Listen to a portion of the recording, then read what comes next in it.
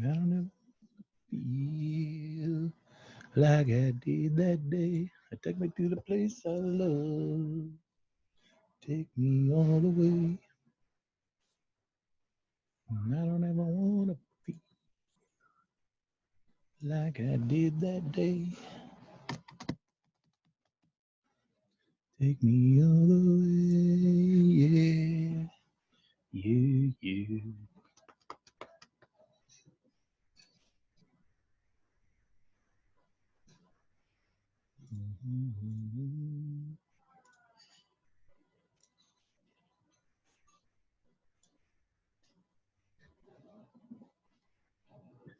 Mhm. Mhm.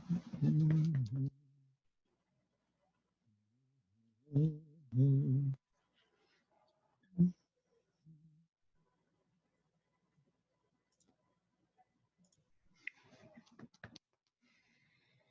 Mhm.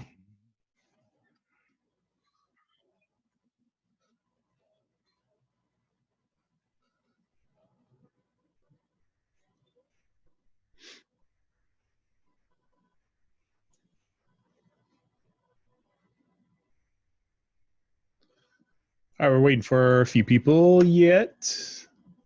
Probably just one or two, maybe.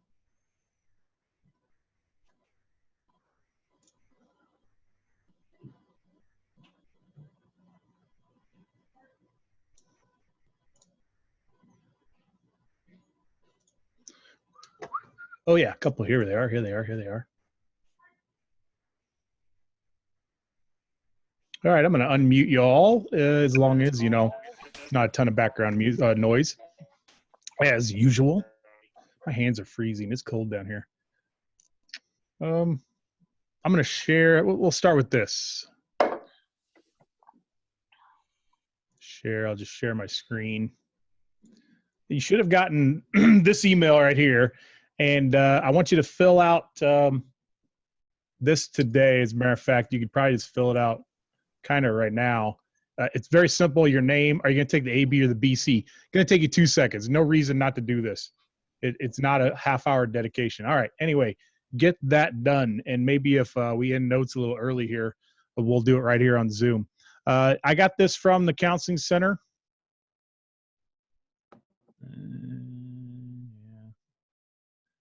Okay, it says, "Good afternoon. You used your school." The counselor was writing to a student, so that's the lens you have to look through this with.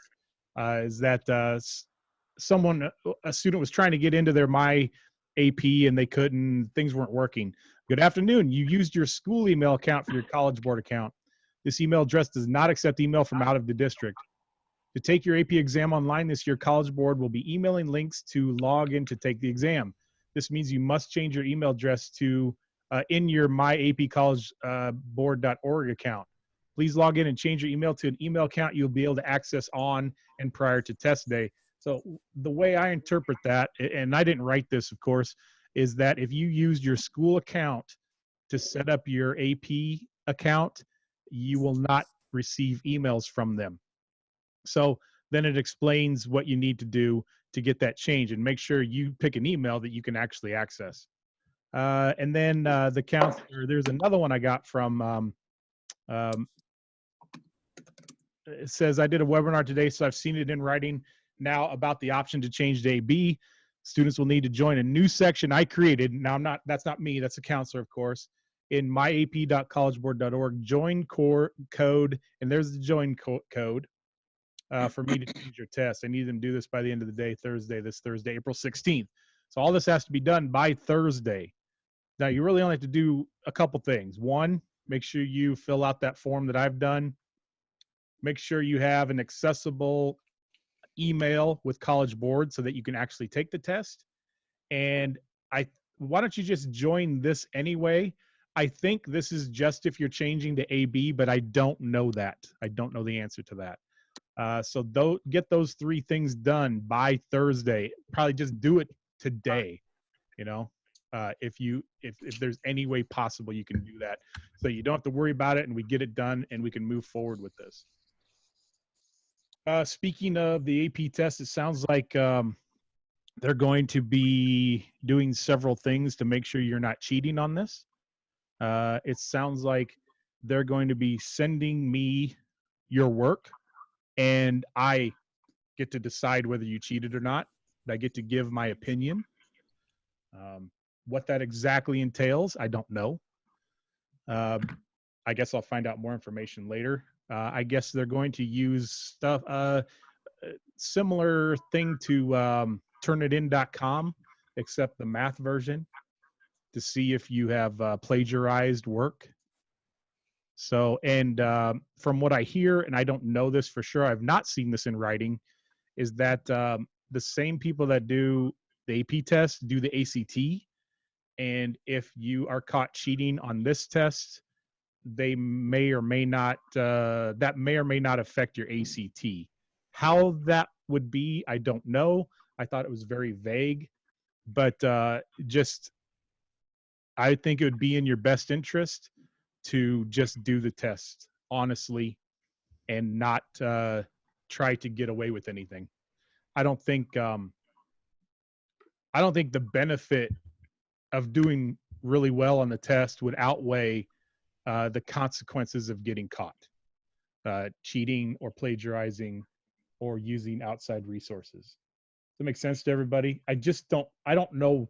I don't see you getting $1 million because you cheated. I just don't think the risk is worth it. So that's my little spiel on that. Hopefully you just take it honestly. I think all of you are being prepared well enough. I know this is probably pat on the back for me, but my students have done very well on this test. There's really no reason for you to cheat. All right, enough of that. Let's get on to the notes. Let me drag that over here. And we got a few things to do. And yeah, then hopefully you can go on and get those things done that I asked you to. Any questions about any of that?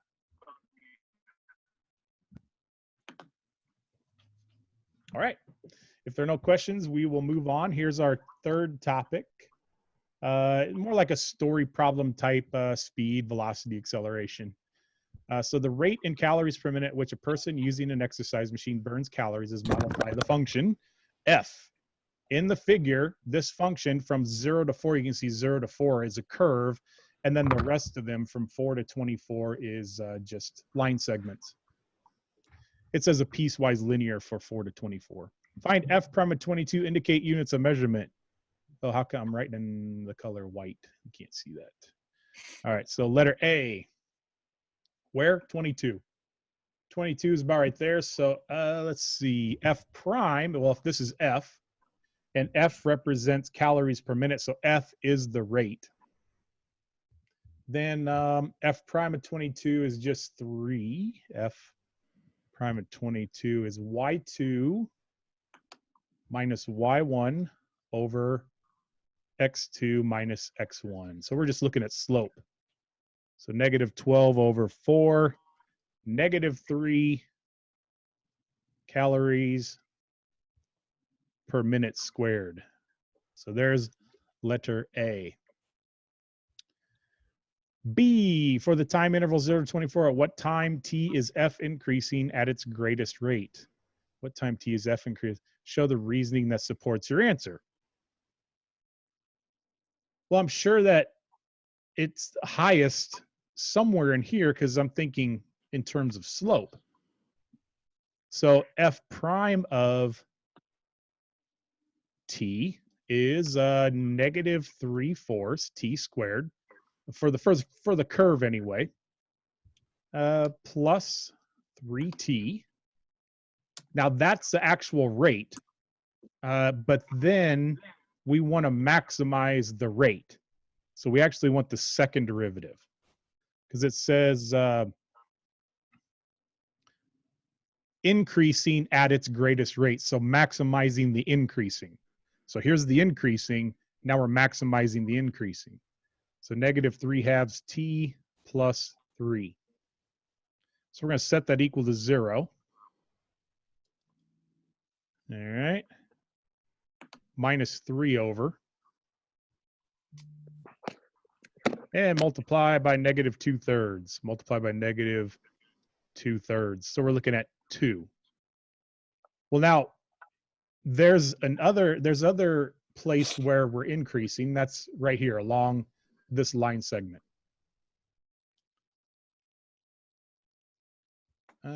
Right? Find the time interval which is show the reason that supports your answer. Yeah, okay. So this is f prime of t. The rate is actually -3/4 times, if I plug 2 in here, I get 4 plus 6. So -3 plus 6. The rate is actually 3. So there's the slope. That's the rate. And now we want to know, I can just if this was drawn to scale, pretty sure that's going to be the answer. But this over here, this is increasing from 12 to 16. That's a possibility also. So the other possibility from 12 to 16. So this is from 0 to 4. From 12 to 16, it'd be 15 minus 9 over 16 minus 12. So it'd be 6 over 4. That'd be 3/2. That's only 1.5.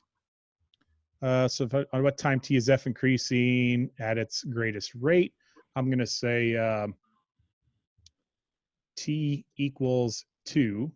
And I'm going to say because 3 is greater than 3/2. Woo, that's a doozy. The tricky part there is knowing that you had to take the second derivative, because that's going to maximize the rate at which it's changing. All right, letter C. Find the total number of calories burned over the time interval 6 to 18. So we're looking at integral from 6 to 18. Find the total number of calories. All right, so it's actually, you kind of start, you're right in the middle of this line segment. What can we do? How about a rectangle? Let's go a trapezoid, another rectangle, and then another trapezoid. So rectangle, trapezoid, rectangle, trapezoid, because we're trying to find the area under the curve. So we'll say we're doing the integral of f of t dt is equal to, from 6 to 12, that's 6 times 9 plus, oh, what am I going to? Oh, only to 18. I went too far when I drew that. Someone yell that out if you notice it. I'm not going to 24.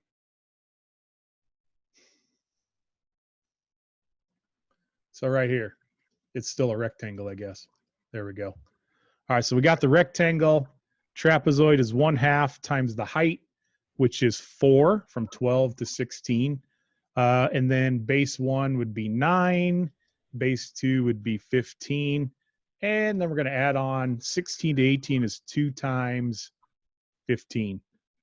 So 54 plus, let's see, 2 times 24, 48.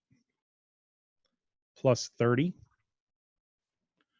Was that 132 calories. Hopefully going from, finding area under the curve, recognizing that if this is the rate graph, that the amount is the integral. Hopefully that's pretty basic for you guys now. Hopefully that's on the test. That'd be great, wouldn't it? The setting on the machine is now changed so that the person burns f of t plus c calories per minute. So now instead of this curve and this piecewise function, this is the new function right here. For this setting, find c so that the average of 15 calories per minute is burned during the time interval 6 to 18. So they say that the average value of the function.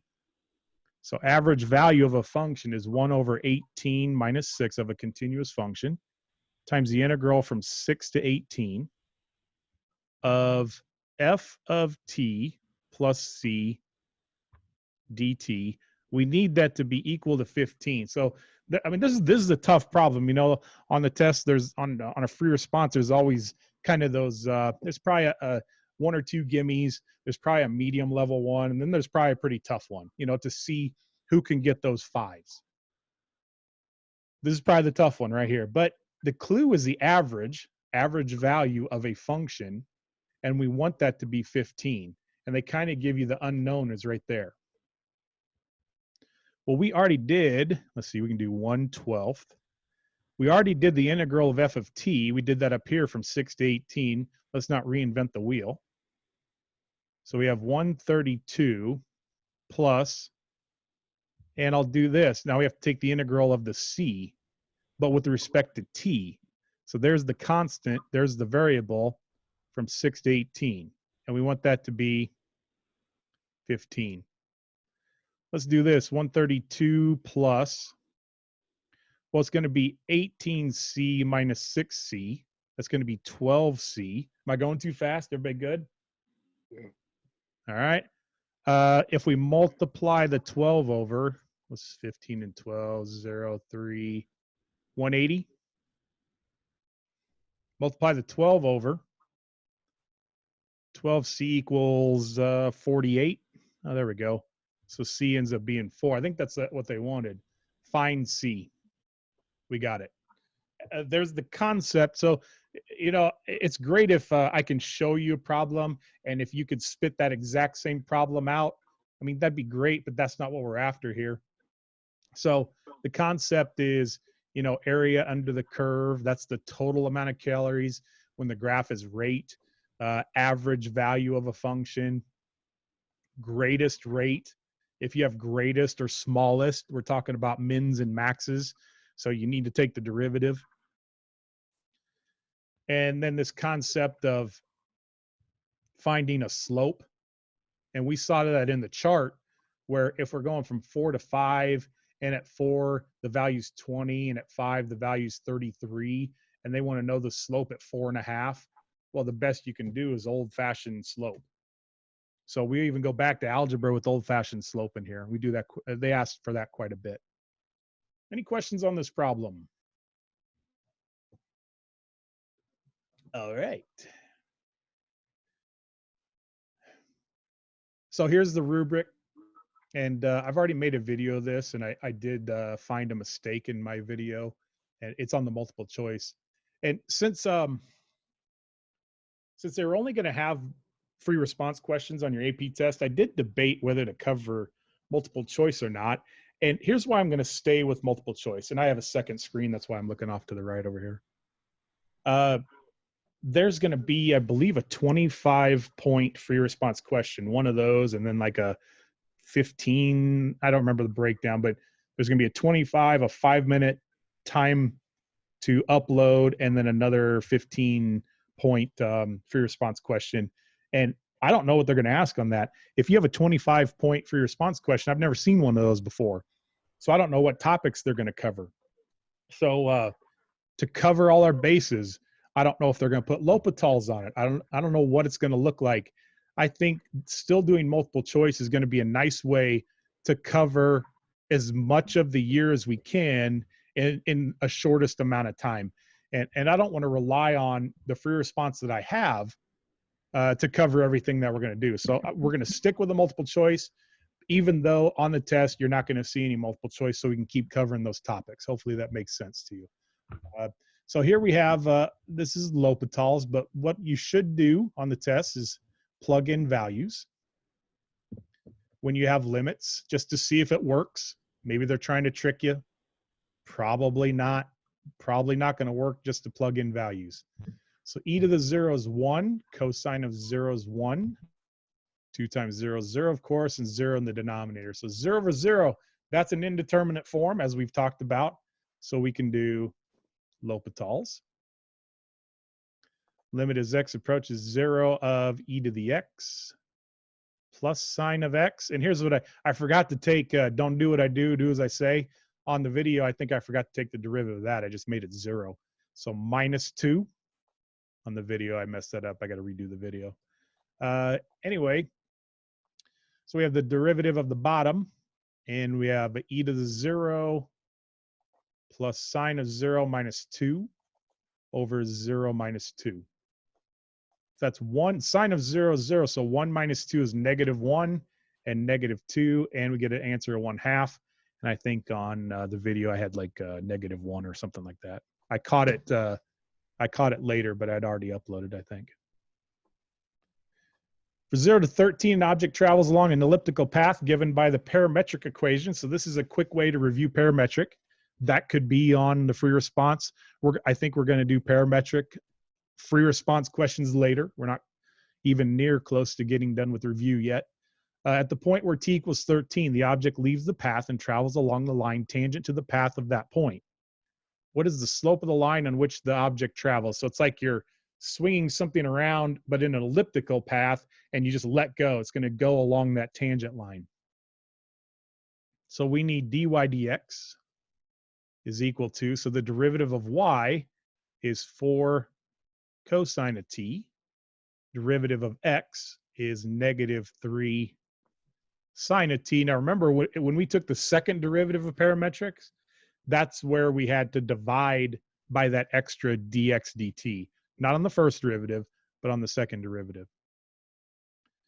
That's going to be negative 4/3. I know that cosine over sine is cotangent of t, but notice on the answers, they don't. I can pretty much eliminate these, but they don't have cotangent on any of these. But we do know, this is going back to more of a pre-calculus deal, is cotangent is the same as 1 over tangent. So this is the same as negative 4 divided by 3 tangent of t.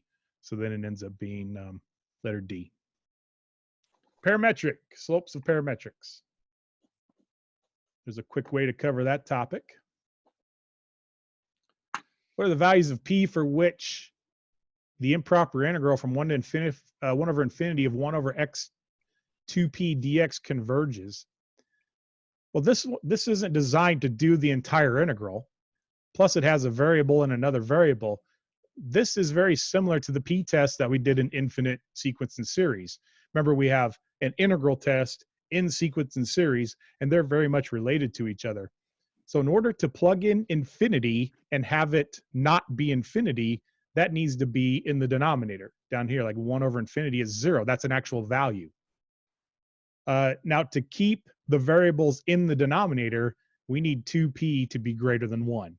If it's equal to 1 or less than 1, we're going to have a divergent function. So p has to be greater than 1/2.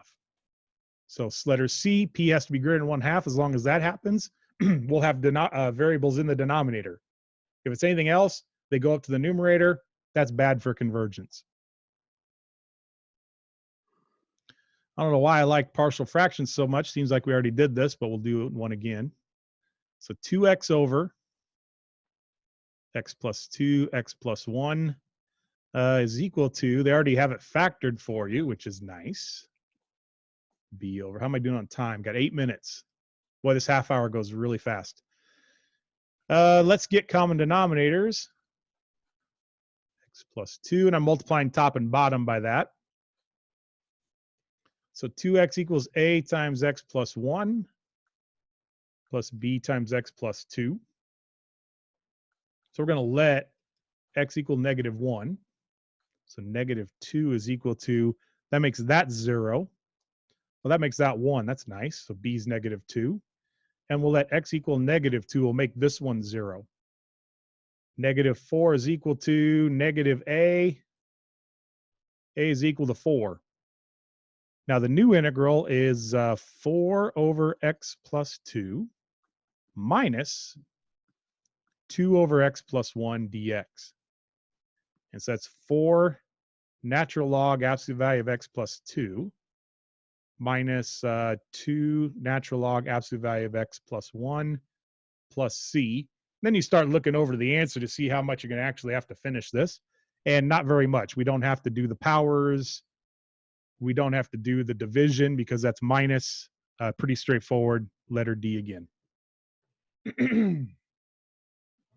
Questiones.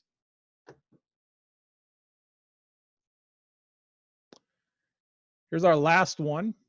And then I want to go back and mention one thing if I have time. The table above gives values for f, f prime, g, and g prime at selected values of x. If h of x equals f of g of x, then h prime of 1 is equal to, chain rule again. So h prime of x is equal to derivative of the outside, leave the inside alone. You can't do two derivatives at the same time. You can't do f prime and g prime at the same time. That's not the way it works. You peel the onion. You do the outside function, then you do the inner function. So multiply by g prime of x. So h prime of 1 is f prime of g of 1 times g prime of 1. G of 1. G of 1 is negative 1. So now it's f prime of 1.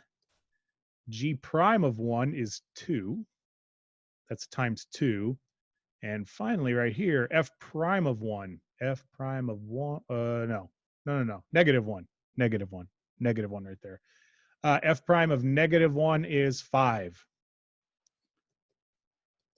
I'm glad I worked this out before because I knew what the answer was going to be. Letter D again. 10 is the answer on the chain rule there. Let's go back. Any questions on this one? Everybody good? We're going to go back. We have to be careful with on this one is the integral of, let's say, 3 over, if they have like 1 minus x dx. You got to be careful because the derivative of the inside would be negative 1. So it's negative 3 natural log absolute value of 1 minus x plus c. So be careful when that subtraction is turned around because the derivative of the inside would be negative, causing you to have that negative right there. That's kind of the, I think we had notes and I had a big tricky negatives on, I think this one. So be careful with that. The counseling center would like you to take care of this by Thursday. Do it right now. You have 18 minutes until the next class. So just get it over with. Fill out my little survey. It's literally name, which test you're taking. Make sure you can get email from AP and go into this class and sign up so that they can get you the correct test. You have to do this, or you have to do this stuff, or you might not be able to take the test. And I'm sure you've all worked very hard. It's worth the 10 minutes or so that it's going to take you to finish this to get it done.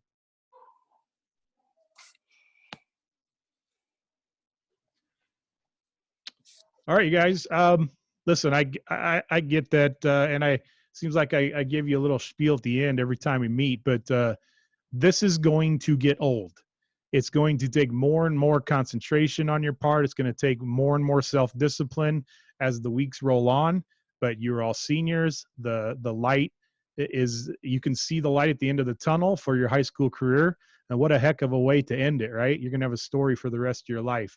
But I feel it too. I'm like, this is getting old. I don't like this. I would rather be in a classroom with you guys, and I can feel myself just, I'm sitting at home trying to keep myself motivated. And so I'm sure you're feeling the same way. I think you guys are great. I have no reason to believe that you're going to slow down in any way, but I'm going to do my part to be the rah-rah coach for you a little bit and pump you up a little bit and keep you motivated. Any questions, you guys? Any thoughts? All right, that's what I got for you. Oh, and I almost forgot. We are not going to meet before the quiz tomorrow, obviously. I'm going to open that up at 8 o'clock tomorrow morning, and it'll be due at midnight tomorrow. So it'll open at 8. You have all day to do it, essentially. Any questions on that? And that'll be on Google Classroom, of course. All right, you guys, good to see everybody as usual, and have a good day. I'll see you later. Bye-bye. Later, Smith. See you.